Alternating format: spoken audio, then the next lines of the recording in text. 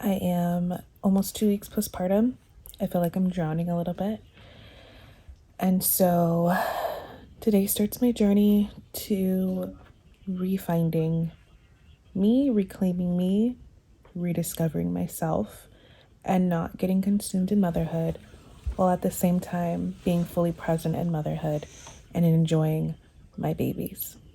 So come along for the journey.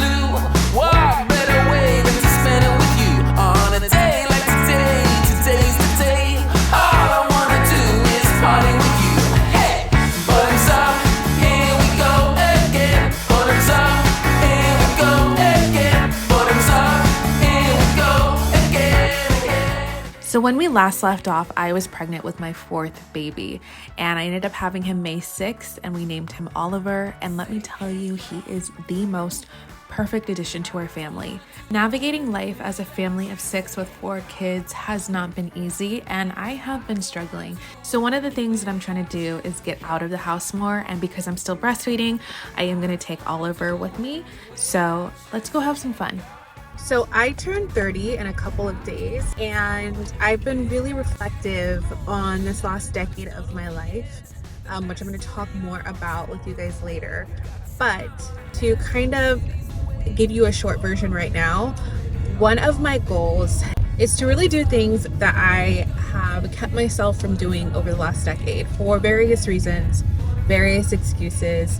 One of them is to become more social with friends that I have, become more social on social media, because I tend to like to stay in my little bubble with my kids at home. I'm a homebody, but we are forcing ourselves to get out of our shell. So we are meeting up with a friend in Oceanside, California, and we are about to grab some coffee, go to the beach, and have a good time.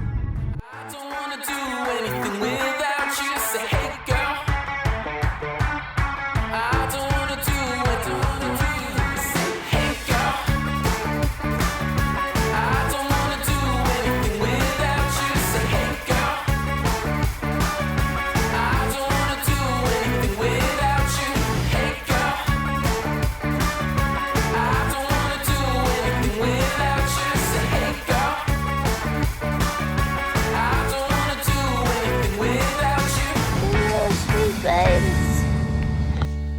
So that was a lot of fun. I love getting to see Bree. She actually lives in Florida, so we do not get to see each other often, but she's from here in San Diego.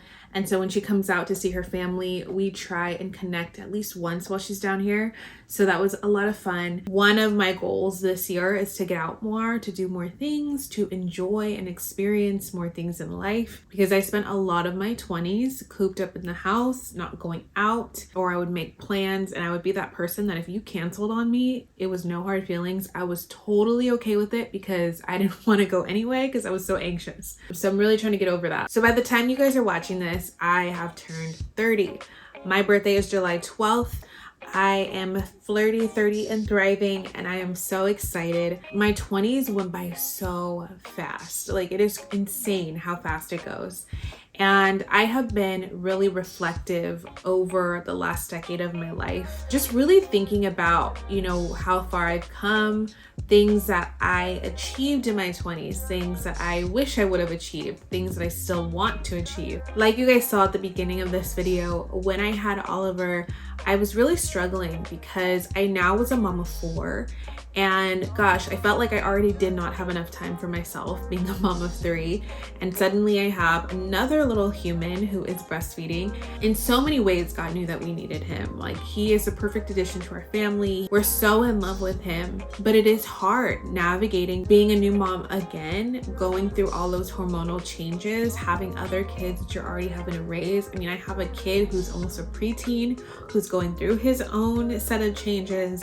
I have Skylar, who is autistic and going through, his own journey. I have a 3-year-old who thinks that she is a teenager, who keeps me on my toes. And now I have a newborn who's breastfeeding, who needs me every second of the day, it feels like. All of that was really like overwhelming for me after having Oliver. And so I really struggled with like, do I give up completely? I'm no longer my own person. I'm just a mom. If I'm being all these things for other people and nothing for myself. And I finally came to a place of like fighting back and being like, no, I want to tell a better story for myself. I want to live a better story. So this brings me to my series that I want to introduce you guys to, that's called Rewriting the Script. It has both a literal meaning and a metaphorical meaning. I have always loved story. I come from a family of storytellers. My mom is an amazing storyteller. I'm in her office right now, and as you can see behind me, I have a bunch of her books and a plaque up there that says, one says live a great story, the other says those who tell the stories rule the world. When I was a kid, I used to love to write. I have been journaling since I was a kid. I've been writing my own stories. I used to write plays, and I would try and get my cousins to reenact them or to act them out. And then as I got older, my mom used to take me to conferences where I'd get to listen to directors and producers talk about how to tell a good story. And so from a young age, that was a industry that I wanted to be a part of. But when I was 19, I got pregnant, and my life took me down a completely different path. The choices that I made took me down a completely different path to where I ended up not living a story that I was proud of. So when I was approaching my due date with Oliver and kind of feeling those early baby blues start to set in before I even gave birth to him, I was like, I know something needs to change. And then I started feeling like I was drowning, and I was like, okay,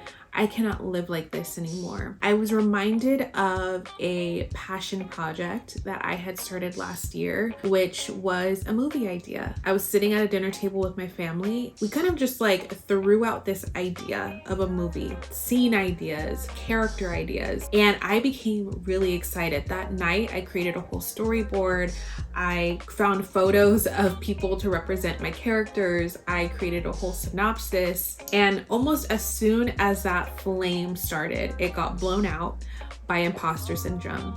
And I thought, who are you to think that you could write a movie? You're about to have 4 kids. You're almost 30. You haven't achieved this in life. You haven't done this in life. You're not even in the industry. You don't even really have connections to the industry. Who is going to take you and your little screenplay seriously? And oh my gosh, how many of us do that to ourselves? Like, where we have an idea, we have a passion for something, and then we get in our own heads and we keep ourselves from doing it. And so I really sat on that movie idea for almost a year, because I believe I was early in my pregnancy with Oliver. Here and there, I would have like an idea pop into my head, and I'm like, oh my gosh, that would make a funny scene, and I would write it in my notes app, but again would still be like, oh, but there's just no way I'm ever going to be able to write this screenplay. And over the last few months, I have really started looking forward at the next 10 years of my life. And I've said, what do I want to be able to say when I'm 40 years old? When I wake up on my 40th birthday, I do not want to be upset that I did not pursue the things that I had on my heart at 30 years old, even if I do not become an award-winning screenwriter. That is not my goal. My goal is to honor my passions. My goal is to not abandon the gifts that God has given me, where I meet him face to face one day and he goes, what did you do with what I gave you? And so rewriting the script is going to be my journey of writing my first screenplay.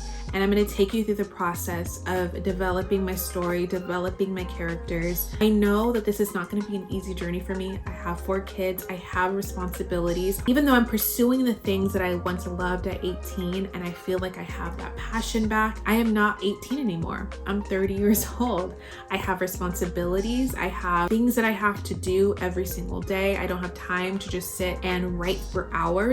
And so I want to take you guys along the journey of what it's like for me to make time for myself when I really don't have time. And so that's going to be one element of it. Another element is rewriting the script of my own life, rewriting the script when it comes to my health. There's a certain story that I've told myself about my health for the last 10 years. I am not at my most optimal health. I am not at my most optimal weight, but I want to pursue a healthy lifestyle. And so I need to rewrite the script of my health. I want to rewrite the script when it comes to parenting, to being a mom, the story that I've told myself about the type of mom I can be. Rewriting the script is also permission for me to change, to say, I can do something different. I can make edits. I don't have to do the same thing that I've always done. If I don't like the story that I'm telling, I can rewrite it. And so I want to encourage you guys to do the same. If there's an area of your life where you're like, hey, I don't like the way that I've been living this. I don't like the story that I've been telling myself. I don't like the fact that I have not pursued things that I enjoy. You can rewrite the script. And so if you're comfortable, I want to encourage you to leave down in the comments one area of your life where you want to rewrite the script. And I want us all to just encourage one another that we can change the narrative, that we can live a better story. And that even though we will never be 18, 19, or even in our 20s again, that God works all of it together and that we can start today with where we're at, with what we have, and to commit to making space for ourselves. So that's what I wanted to share with you guys today. I will see you guys in my next video and we'll talk a little bit more about rewriting the script.